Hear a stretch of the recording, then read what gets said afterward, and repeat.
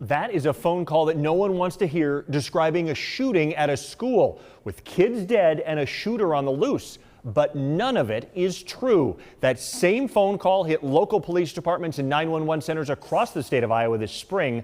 It has since reverberated across the country.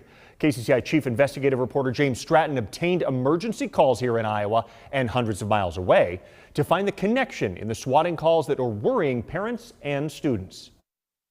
From Nevada to Boone, County Law Enforcement, Marshalltown, Ottumwa, and roughly 30 others, Dixon Police Department, to Illinois, Grand Island Emergency Center, Nebraska, 7 students have been shot, Georgia, and more. room 219. What sounds to be the same panicked voice, the same panicked caller, panicking police departments, school districts, parents, and kids across the country. In terms of the content, they're extremely similar in terms of what's being reported, that it's an active shooter, even some information with regards to the locale where it's allegedly to have occurred. We played some of these calls for Iowa State Patrol Commissioner Steve Bayens, who noted what sounds the same in each call. 4 students have been shot in the classroom at Bonnie High. 7 students have been shot at second. You could hear them just kind of piling over the top of the questions to really just get through what sounded like, in some respects, a prepared script.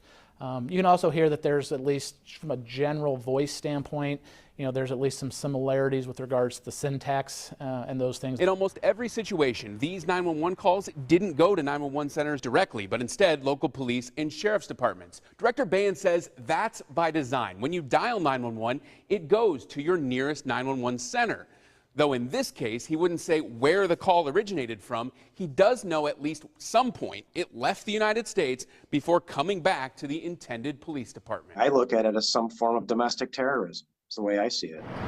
Boone County Sheriff Andy Godzicki responded to Boone High School with other deputies and officers while his kids were inside. We take these very seriously, even if we do think they're a hoax or they do sound like they're like it's not real, we still take it at face value and respond accordingly. The purpose of the call is to send police to a specific location. That's the intent, is to create that level of chaos, that confusion, to create a dangerous cocktail where things could go awry depending on the circumstance. The calls for chaos hit roughly 30 schools right here in Iowa. Here in Iowa then leads you to believe it was the same person or group of people? I mean, those commonalities are pretty unique to the point where I think it's fair to draw at least that inference. So who made these calls? The FBI is leading the Iowa investigation and declined to comment on the calls here and the connection around the country. The Department of Justice also declined our request for an interview, but Bayens did share some of the training that they used the day the calls hit Iowa, including preemptively warning agencies across the state. And that's how we were able to actually start getting ahead of the calls. So when they started coming in,